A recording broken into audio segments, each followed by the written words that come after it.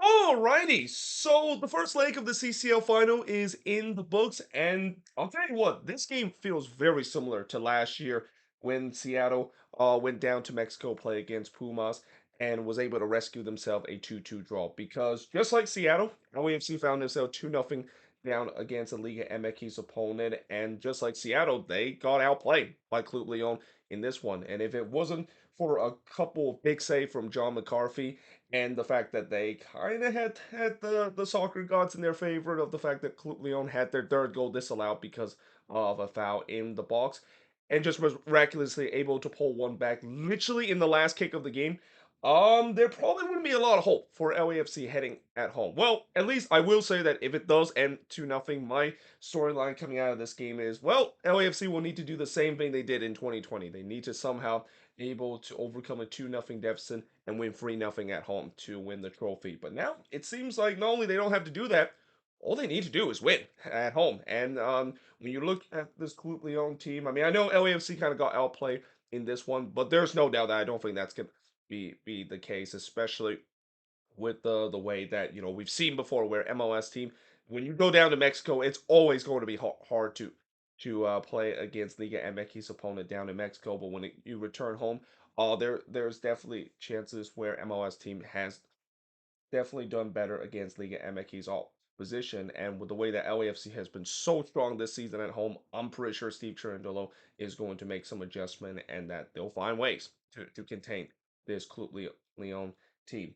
But in the first half, Kota would deny Opoku from close range, and I actually thought LAFC were the better team, at least in the first 3 minutes. They were on the front foot, and it seems like this was a game that you see something that you don't expect a final to happen where you expect to be very open and teams want to go direct and on the transition. Usually you see some maybe tense kind of thing in the first leg of the CONCACAF Champions League. Oh no, that was not the case. That was not the DNA for both of these teams. Both of these teams want to get that first goal. Both of them were playing their style of being direct and going on the transition. And in some way, that was fun to watch as a neutral. I love how both of these teams was just trying to go quickly on the transitional play, and as I mentioned, it was a very fast game as both teams were looking to direct, looking for that opening goal. Tillman would put one over the bar in the 5th minute, but then on the other end, McCarthy had to make one of his many big save in this one, denying Alvarado from close range, and what a save that is! I mean, a fingertip save there. That one was bound on goal from the Leon striker. But McCarthy, big save here to deny Alvarado there, but unfortunately, on the ensuing corner, LAFC would concede as it's Ticello that scored from Mena to make it 1-0 in favor of Leon. It was just poor set piece defending from LAFC, and this would be a story in this one. As much as I thought at time they had trouble in terms of defending those transitional play because Leon were very lively coming out the gate with those transitional play, and LAFC at time was just scrambling. I thought the set piece defending was a problem in this one, and that was a good example of it. But like I said, momentum was all with Leon, and LAFC of course was scrambling at the back. Davia would pulls it wide from close range before there was a scramble in the LAFC box, and Elia just cleared out one away. I mean that could have been 2-0 in favor of Leon. In fact, if that was 2-0, oh boy, this could get even more bleaker because of the momentum that Leon had up to that point. Hernandez then puts it wide from long range before he pulls it wide on a curler, and it just feel like LAFC was just so disconnect at the back. There was so much gap for Leon to exploit with a 40. And then in the 3rd minute stoppage time, just as LAFC thought that maybe they survived the Leon store and able to head to halftime with just a 1-0 deficit and they can regroup, penalty was given. It was given to Leon after VAR deemed Holland's head handball this one. And I like how Stu Holden is trying every way to say that that's not a handball. And I get it. I know both John Strong and Stu Holden clearly has their bias for an MLS team. And why would when they whenever you see these kind of matchup. But yeah, I think in the end, I think maybe Stu Holding's trying a little too hard there because I think that it was pretty obvious that that was a handball. I mean, when that when Holland's hands was kind of outstretched like that, it really doesn't matter where the ball hit him first or if one of the Leon player hits that one and that ball hits Holland's hand.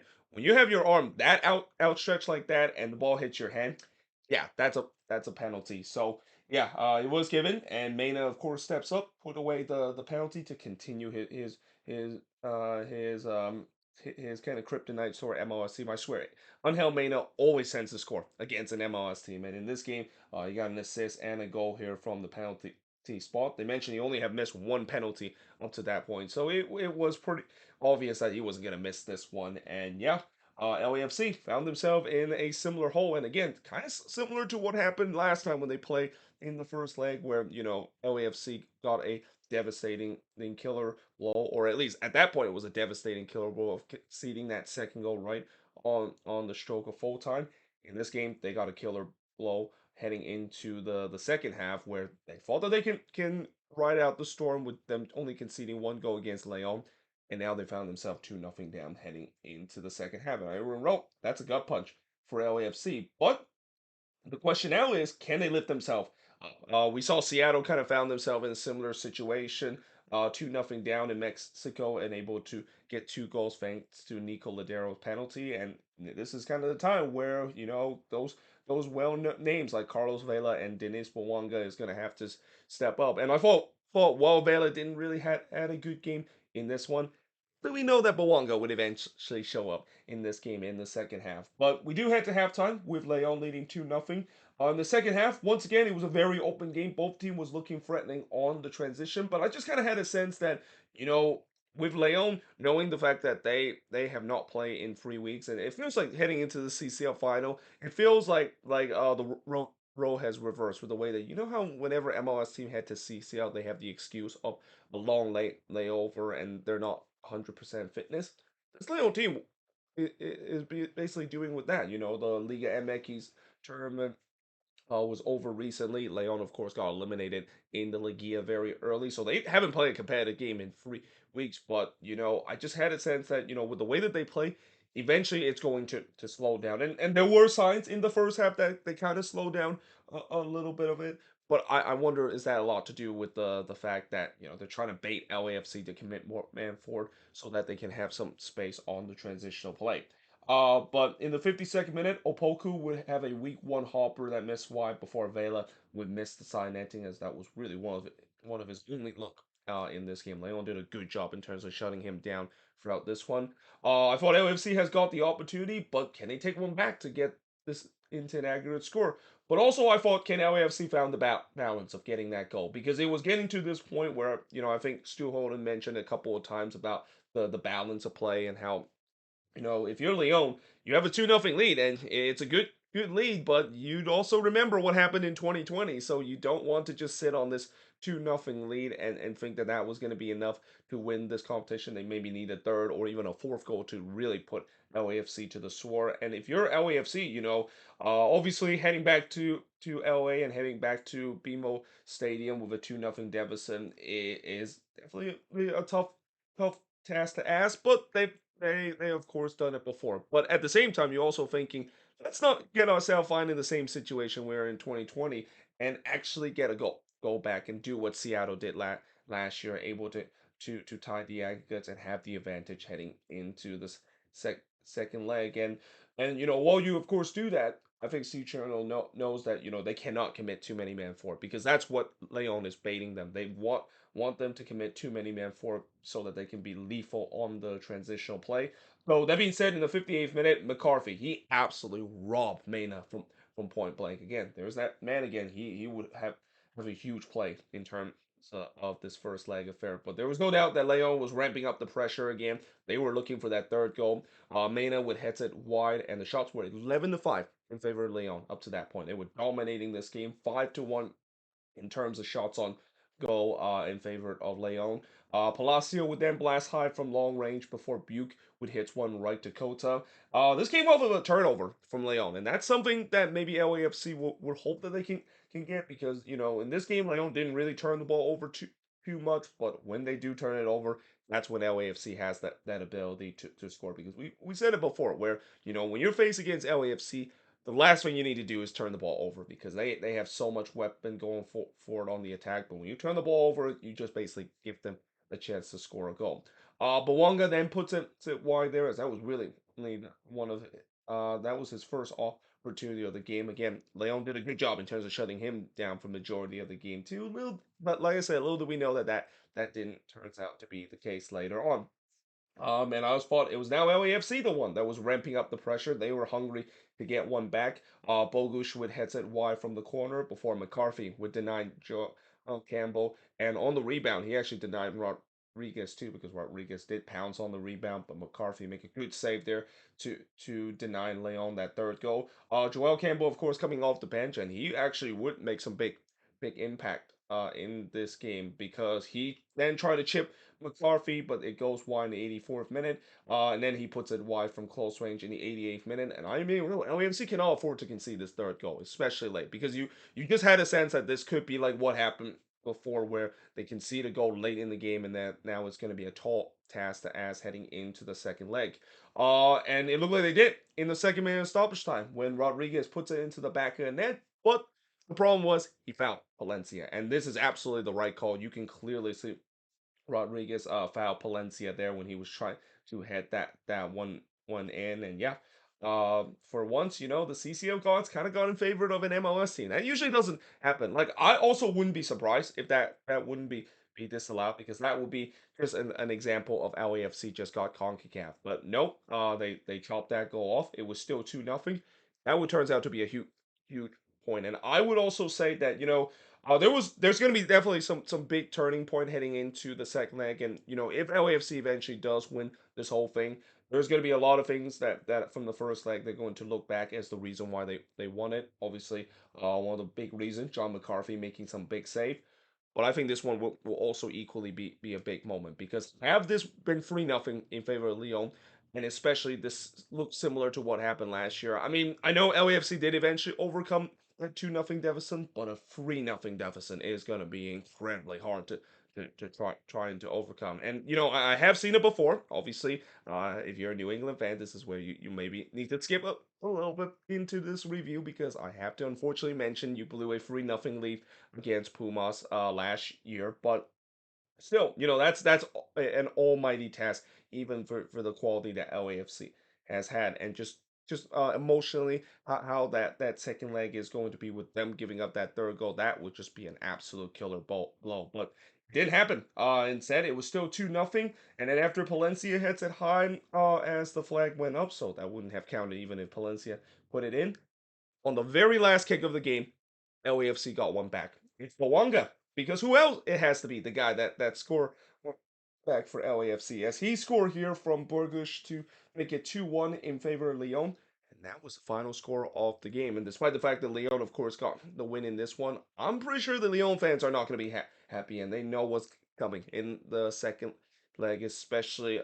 This is also a team that in Mexico, I know that they have earned a label of a choker kind of mentality. And rightfully so because of the way that Leon has had problems in terms of dealing with MLS team. They've been getting eliminated by MLS team for the past couple of CCL uh, kind of tournament, including probably the most embarrassing one in 2020 when they lost to a TFC side that was basically starting a second team. It was like TFC 2 against Leon, and somehow they still lost that one. But yeah, I think Leon fans know what's coming, and again, this is kind of a goal that can really change a two-legged affair. A big moment in the game to kind of give LAFC some momentum, and that one, of course, would do so because now LAFC, as I said, all they need to do is win against Leon at BMO Stadium, and they're going to win the CONCACAF Champions League and join the Seattle Sounders as the only two MLS team to win the CCL and make it back-to-back year where an MLS team has conquered the CONCACAF Champions League mountain. Shots in this one, 16 shots for the 10 that LAFC had, 3 shots on goal for the 7 that Leon has. Both teams had 7 shots off target, 2 shots was blocked for the none that LAFC had, and possession-wise, 51% possession compared to 49% possession that LAFC has. And while in previous year, we have to wait a couple of years before the second leg is going to happen. Second leg is going to happen on Sunday, so this is a very quick turnaround for both of these teams, and I'm going to be interested to see how it's going to go. Again, I still feel like coming into the second leg, LAFC does have the advantage, but don't be surprised that I know Leon's going to be frustrated that they can see that late goal, but they're going to have that mentality that this is not going to be the year that they're going to let it slip. They're going to play the same game they did against LAFC, even on the road, and that if they can play something similar to that, then they could have a chance to steal the trophy away from LAFC. But again, that's easier said to be done because from what we see before, I really think in this competition, at least in the last couple of years, the tie has really turned whenever MLS team play against the Liga MX team, where a lot of MLS team has been able to get a result and even beating those Liga MX team in a convincing fashion. And who to say that LAFC can't do that? I mean, when you have so many game changer, I have a feeling most likely they're going to be better heading into that second leg, and especially when you have the likes of Carlos Vela and Denis Bouanga. I mean, Denis Bouanga has been proved he's going to be a guy that will always ends up on the score sheet, and even in a game one where it looked like unlikely LAFC was going to get on the score sheet, Bouanga somehow pops into that. So that's going to be a huge weapon for this LAFC teams too. And that again, I just feel like this is eerily similar to what we saw with the Seattle Sounders getting that all important two goals. And even though I know LAFC didn't come back into that one, just the moment that they in the first leg that can really turn a tide. This is an example of it with LAFC getting that goal back and has really not only make them believe that they can overcome this one goal deficit, but really just once again psychologically put into mind of Leon that well, here we go again. We have seen this story but before of how we choked it away, and it feels like it's going to be on the same page again heading into the second leg. But nevertheless, it should be a very entertaining second leg, and that yeah, like I said, the second leg usually it's like maybe a week or two away, but it's only a couple of days away, and it should be interesting to see whether or not if LAFC will join the Seattle Sounders and making history of only becoming the second MLS team to win this competition. But there you have it. Let me know in the comments below what do you think of this review, and let me know in the comments below what do you think is going to happen on Sunday. But yeah, hope you guys enjoyed this video. If you do, make sure you guys do a like, smash the subscribe button, and yeah, I of course will see you guys next time.